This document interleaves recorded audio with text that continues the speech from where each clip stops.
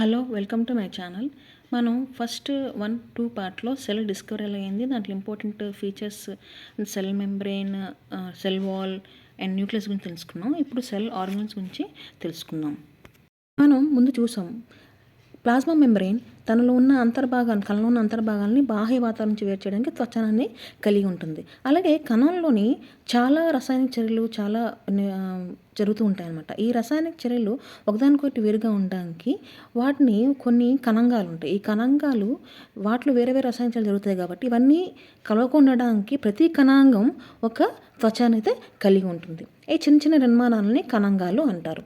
ముందే తెలుసుకున్నాం ప్రోకారియోటిక్ కణాల్లో ఈ త్వచలు అనేవి ఉండవని. ఇదే కేంద్రక పూర్వ కణాల నుంచి నిజ కేంద్రక కణాల నుంచి యూకారియోటిక్ కణాల నుంచి వేరుపరిచే లక్షణాలు ఇది ముఖ్యమైనది అనమాట.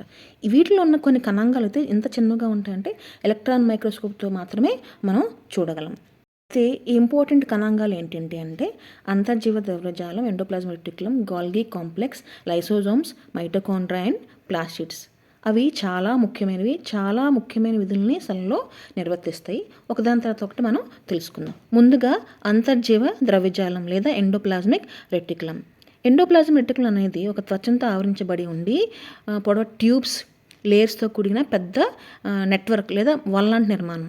ఇది పొడవైన గొట్టాలు లేదా గుండ్రని లేదా రెక్టాంగులర్ బ్యాగ్స్లా ఇవి ఉంటాయన్నమాట. ఈ ఎండోప్లాజ్మిక్ రెటిక్యులం త్వచం మెంబ్రెయిన్ నిర్మాణంలో ప్లాస్మా మెంబ్రెయిన్ని పోలి ఉంటుంది. ముఖ్యంగా ఎండోప్లాజ్మిక్ రెటిక్యులం అనేది 2 రకాలు: rough endoplasmic reticulum, smooth endoplasmic reticulum. Rough endoplasmic reticulum ఎందుకంటే దాన్ని రఫ్ అని అంటారు, దాని ఉపరితలం మీద రైబోజోమ్స్ అనే రేణువులు ఉంటాయి. ఇవి రైబోజోమ్స్ ప్రోటీన్ సింథసిస్కి ఉపయోగపడతాయి. ఈ రైబోజోమ్స్ తయారు చేయబడిన ప్రోటీన్లని అంతర్జీవ ద్రవ్యజాలమే ఒక ప్లేస్ నుంచి ఇంకో ప్లేస్కి ట్రాన్స్ఫర్ అనేది చేస్తుందన్నమాట. అదేవిధంగా స్మూత్ ఎండోప్లాజ్మిక్ రెటిక్యులం అంటే దాని మీద రైబోజోమ్స్ అనేవి ఉండవు. ఇవి లిపిడ్స్ తయారీకి ఉపయోగపడతాయి. ఈ లిపిడ్స్ ప్రోటీన్స్ అనేవి సెల్ మెంబ్రెయిన్ తయారీకి ఉపయోగపడతాయి. అందుకే వీటిని త్వచ జీవోత్పత్తి అంటారు.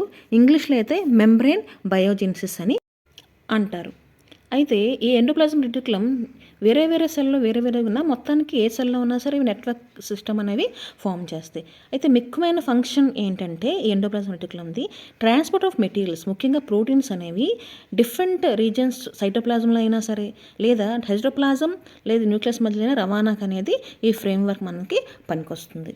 స్మూత్ ఎండోప్లాజ్మిక్ రెటిక్యులం వెర్టిబ్రేట్స్లో ఉన్న లివర్ సెల్స్లో ఏంటంటే చాలా ముఖ్యమైన రోల్ ప్లే చేస్తుంది. ఏంటంటే ఇది పాయిజన్స్ కానీ డ్రగ్స్ కానీ నిర్వీర్యం చేయడంలో ముఖ్య పాత్ర పోషిస్తుంది. ఇది ఎండోప్లాజ్మిక్ రెటిక్యులం గురించి మీరు బొమ్మని చాలా జాగ్రత్తగా గమనించండి. తర్వాత ముఖ్యమైన సెల్ ఆర్గన్ వచ్చేసి గోల్గి ఆపరేటస్. ఈ గోల్గి ఆపరేటస్ని ముఖ్యంగా డిస్క్రైబ్ చేసిన వాళ్ళు కెమెల్లో గోల్గి. ఈ గోల్గి ఆపరేటర్స్ ఫ్లాట్ అయిన బ్యాగ్స్ వల్లే ఉంటుంది. ఇవి ఒకదానికొకటి ప్యారలల్గా ఉంటాయి. వీటిని సిస్టర్ని అంటారు. గోల్గి ఆపరేటస్ అన్నది ఎప్పుడు ఎండోప్లాజ్మిక్ రెటిక్యులంకి దగ్గరగా ఉంటుంది. ఎండోప్లాజ్మిక్ రెటిక్యులం అయిన ప్రొడక్ట్స్ని ఈ గోల్గి ఆపరేటర్స్ తీసుకొని ప్యాక్ చేసి జాగ్రత్తగా మోడిఫికేషన్ చేసి ఎక్కడైతే అవసరమో ఆ ప్రొడక్ట్స్ వాటిని పంపిస్తూ ఉంటుందంట. అంటే మనం ఎండోప్లాజ్మిక్ రెటిక్యులం ఒక ఫ్యాక్టరీ అనుకుంటే తర్వాత ఈ ప్యాకేజింగ్ అనేది గోల్గి ఆపరేషన్ జరుగుతుంది అనమాట. ఏ ప్రాంతానికి అంటే ఒక ప్లేస్ నుంచి ఒక ఫ్యాక్టరీ ఉందనుకుంటే ఆ ఫ్యాక్టరీలో తయారైన సరుకుల్ని ఒక ప్రాంతం నుంచి ఇంకో ప్రాంతానికి పంపించాలి కదా. ఈ పంపించడం అనేది గోల్గి ఆపరేటర్స్ అనేది చేస్తుంది అనమాట. ఎండోప్లాజ్మిక్ రెటిక్యులం అనేది ఫ్యాక్టరీ అనుకోండి. అంటే మోడిఫికేషన్స్, ప్యాకింగ్, స్టోరేజ్ అనేది ఈ గోల్గి ఆపరేటర్స్ చేస్తుంది. అంతేకాకుండా కాంప్లెక్స్ షుగర్స్ కూడా సింపుల్ షుగర్స్ నుంచి గోల్గి ఆపరేటర్స్లో తయారవుతుంది. అంతేకాకుండా గోల్గి ఆపరేటర్ లైసోజోమ్స్ ఫార్మేషన్లో కూడా ఇన్వాల్వ్ అయి ఉంటుంది. Important cell organelle lysosomes. ఇప్పుడే మనం ఆడుకున్నాం గోల్గి ఆపరేటర్స్ అనేది లైసోజోమ్స్ మ్యానుఫ్యాక్చర్ చేస్తుందని. లైసోజోమ్స్ అనేవి ఓన్లీ యానిమల్ సెల్లో ఉంటాయి, ప్లాంట్ సెల్స్లో ఉండవు. లైసోజోమ్స్ ఇవి కూడా మెంబ్రెయిన్స్తో ఉంటాయి. వీటిలో డైజెస్టివ్ ఎంజైమ్స్ అనేవి ఉంటాయి. ఈ ఎంజైమ్స్ అనేవి రఫ్ ఎండోప్లాజ్మిక్ రెటిక్యులంని తయారు చేస్తుంది. అయితే లైసోజోమ్స్ అనేవి ఏంటంటే మన సెల్లో తయారయ్యే వేస్ట్ని బయట పంపించే ఆర్గనల్గా మనం చెప్పుకోవచ్చు. లైసోజోమ్స్ కణంలో పనికిరాని పదార్థాలని అలాగే పాతబడిన కణాంగాల్ని జీర్ణం చేయడం ద్వారా కణాన్ని క్లీన్ చేయడంలో ఉపయోగపడతాయి. అలాగే కణంలో ప్రవేశించే బయట పదార్థాలు, బ్యాక్టీరియా లేదా ఆహారం అలాగే పాత కణాంగాలు లైసోజోమ్లో అంతరించిపోతాయి. ఇవి కాంప్లెక్స్ మెటీరియల్ని సింపుల్ మెటీరియల్గా బ్రేక్ చేస్తాయి. లైసోజోమ్స్ ఎలాగంటే చేయగలవు, వీటిలో చాలా పవర్ఫుల్ ఎంజైమ్స్ అనేవి ఉంటాయి. దీనివల్ల ఆర్గానిక్ మెటీరియల్ని బ్రేక్ చేయగలిగే పవర్ వాటికి ఉంటుంది. ఒక్కొక్కసారి కణంలో ఉండే కొన్ని కణాంగాలు కణ జీవక్రియలో భంగం చేయొచ్చు. అటువంటి ఏమవుతుందంటే లైసోజోమ్స్ బర్స్ట్ అయ్యి ఆ కణాంగాలనే లేదా తన ఓన్ సెల్ని డైజెస్ట్ చేస్తాయి అనమాట. దానివల్ల వీటిని ఏమంటారంటే suicide bags of A cell అని అంటారు. ఏదైనా కణంలో కణాంగాలు కానీ ఏదైనా కణం కానీ మన శరీరానికి కానీ భంగం చేయగలుగుతాయి, అంటే మనకి హాని చేసే పరిస్థితి వచ్చినప్పుడు ఈ లైసోజోమ్స్ వాటికవే బ్రేక్ అయిపోయి మొత్తం సెల్ని డైజెస్ట్ చేసుకునే అవకాశం వాటికి ఉంది. అందుకే వీటిని సూసైడ్ బ్యాగ్స్ అని అంటారు. తర్వాత ఇంపార్టెంట్ సెల్ ఆర్గనల్ మైటోకాండ్రియా. మైటోకాండ్రియాని power houses of the cell అంటారు. మైటోకాండ్రియా స్ట్రక్చర్ చూసినట్లయితే దీనికి 2 మెంబ్రెయిన్స్ ఉంటాయి. అవుటర్ మెంబ్రెయిన్ పోరస్గా రంధ్రాలతో కూడి ఉంటుంది, ఇన్నర్ మెంబ్రెయిన్ ఫోల్డ్ అయి ఉంటుంది. ఏటీపీ తయారవడానికి అవసరమైన రసాయనిక చర్యలు జరగడానికి వైశాల్యాన్ని పెంచుతాయి. అయితే ఏటీపీ అంటే ఏంటి? Adenosine triphosphate. వీటిని ఎనర్జీ కరెన్సీ అంటారు. మైటోకాండ్రియా ఈ ఏటీపీని మ్యానుఫ్యాక్చర్ చేస్తుంది. మన శరీరం ఏటీపీలోని ఎనర్జీని యూజ్ చేసుకొని కొత్త రసాయన సమ్మేళనం తయారు చేయడానికి మరియు యాంత్రిక పని చేయడానికి ఉపయోగిస్తుంది అనమాట. మైటోకాండ్రియా చాలా important organelles in the cell. అయితే ఎందుకంటే దీనికి వాటి ఓన్ డిఎన్ఏ మరియు రైబోజోమ్స్ అనేవి ఉంటాయి. దానివల్ల మైటోకాండ్రియా వాటి సొంత ప్రోటీన్స్ తయారు చేసుకునే క్యాపబిలిటీ కలిగి ఉంటుంది. మైటోకాండ్రియా ప్లాంట్ సెల్లో యానిమల్ సెల్లో కూడా ఉంటుంది.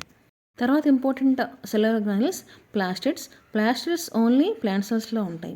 ప్లాస్టిడ్స్ అనేవి 3 types: chloroplast, chromoplast and leucoplast. Chloroplasts అనేవి ప్లాంట్ యొక్క గ్రీన్ పార్ట్స్లో ఉంటాయి, అంటే లీవ్స్, గ్రీన్ స్టెమ్ వాటిలో ఉంటాయి. ఫోటోసిన్స్కి చాలా అవసరం. క్రోమోప్లాస్ట్ అనేవి కలర్డ్ ప్లాస్టిడ్స్, కలర్స్ కలిగి ఉంటాయి. ఇవి ఫ్రూట్స్, కలర్ఫుల్ పార్ట్స్ ఆఫ్ ప్లాంట్స్లో ఉంటాయి. ల్యూకోప్లాస్ట్ అనేవి వైట్ ఆర్ కలర్లెస్ ప్లాస్టిడ్స్. ఇవి ఆయిల్స్, పిండి పదార్థాలు, ప్రోటీన్స్, గ్రాన్యుల్స్ని స్టోర్ చేయడానికి ఉపయోగపడతాయి. క్లోరోప్లాస్ట్ అంతర్నిర్మాణం చూస్తే వీటిలో ముఖ్యంగా 2 పార్ట్స్ ఉంటాయి: గ్రానా అండ్ స్ట్రోమా. స్ట్రోమా అనే మెటీరియల్లో గ్రానా అనేవి దొంతర్లా అమర్చబడి ఉంటాయి. ఇది నిర్మాణంలో మైటోకాండ్రియాని పోలి ఉంటుంది. ఎక్స్టర్నల్ నిర్మాణంలో మైటోకాండ్రియా వలె దీంట్లో కూడా దీని ఓన్ డిఎన్ఏ రైబోజోమ్స్ అనేవి ఉంటాయి. తర్వాత ఇంపార్టెంట్ సెల్ ఆర్గనల్ వాక్యూల్ లేదా రిక్తిక. ఈ రిక్తిక వాక్యూల్ అనేది ప్లాంట్ సెల్లోనే ఉంటుంది. యానిమల్ సెల్లో కూడా ఉంటాయి, కానీ చాలా చిన్నగా ఉంటాయి. ప్లాంట్ సెల్స్లో మాత్రం చాలా పెద్దగా ఉంటాయి. ఎంతంటే ఒక్కొక్కసారి కొన్ని ప్లాంట్ సెల్స్లో 50 to 90% సెల్ వాల్యూమ్లో ఇది ఆక్యుపై చేసి ఉంటుంది. ఈ వాక్యూల్ నిర్మాణాన్ని తీసుకుంటే బయట ఉన్న త్వచాన్ని టోనోప్లాస్ట్ అంటారు, లోపల సెల్ సాప్ అని అంటారు, తెలుగులో కణరసం అని అంటారు. ఇది కణానికి టర్జిడిటీ అండ్ రిజిడిటీ, దృఢత్వాన్ని అనేది అందిస్తుంది. అయితే ప్లాంట్ సెల్లో జీవితకాలంలో ఏవైతే ఫామ్ అవుతాయో అవి రిక్తికలో నిల్వ చేయబడతాయి. వీటిలో అమైనో యాసిడ్స్, షుగర్స్, సేంద్రియ ఆమ్లాలు, కొన్ని ప్రోటీన్స్ కూడా ఉంటాయి. అమీబా వంటి జీవుల్లో ఈ రిక్తిక ఫుడ్ అనేది నిల్వ చేస్తుంది. అప్పుడు దాన్ని ఫుడ్ వాక్యూల్ లేదా ఆహార రిక్తిక అని అంటారు. కొన్ని ఏకకణ జీవుల్లో కణం నుండి అదనపు నీటిని మరి కొన్ని వేస్ట్ని విసర్జించడానికి కొన్ని ప్రత్యేకమైన రిక్తికలు అనేవి ఉంటాయి. ప్రతి కణం దాని మెంబ్రెయిన్ మరియు ఈ సెల్ ఆర్గనల్స్ వలన కొన్ని నిర్దిష్ట మార్గాల్లో నిర్వహించడం వల్ల నిర్మాణాన్ని, పనిచేసే సామర్థ్యాన్ని పొందుతాయి. ఈ విధంగా కణం ఒక ప్రాథమిక బేసిక్ స్ట్రక్చర్ని కలిగి ఉంటుంది.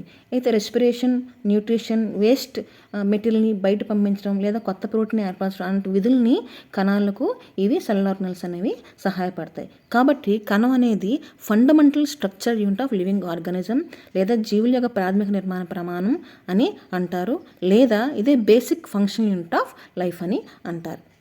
తర్వాత మీకు ఎప్పుడైనా అనిపించిందా, మనం పుట్టినప్పుడు మన హైట్ కానీ వెయిట్ కానీ ఎంత ఉంటాం, అలాగే కొంచెం పెరిగిన తర్వాత మన వెయిట్, హైట్ అనేది పెరుగుతూ ఉంటుంది, ఒక సర్టెన్ ఏజ్ వరకు పెరుగుతూ ఉంటుంది అన్నమాట. అయితే ఎలా మనం వెయిట్ లేదా హైట్ అనేది పెరుగుతున్నాం?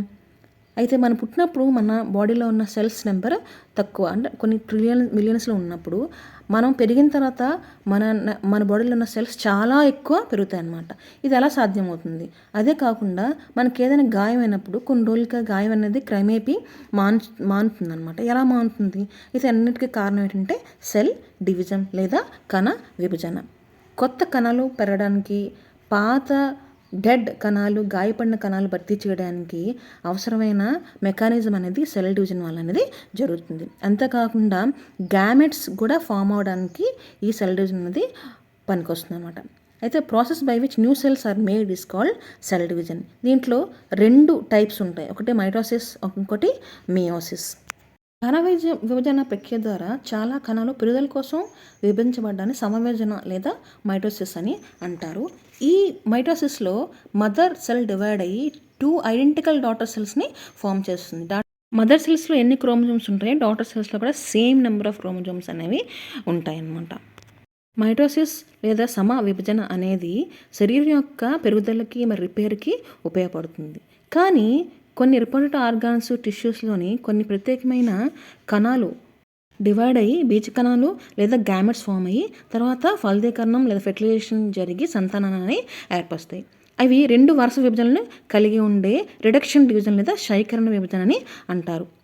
ఈ శైకరణ డివిజన్ తర్వాత అప్పుడు ఏమవుతాయంటే 2 కణాలకు బదులు 4 కొత్త కణాలు ఏర్పడతాయి. కొత్త కణాల్లో తల్లి కణాల్లోని క్రోమోజోమ్ సంఖ్యలో సగా క్రోమోజోమ్లు మాత్రమే ఉంటాయి. పిల్ల కణాల్లో క్రోమోజోమ్ సంఖ్య సగానికి తగ్గిపోతుంది. దీన్ని మియోసిస్ లేదా శైకరణ విభజన అని అంటారు. ఇప్పటి వరకు మీకు ఈ లెసన్ అర్థమైంది అనుకుంటాను. For watching, follow my channel for more educational videos. Thank you.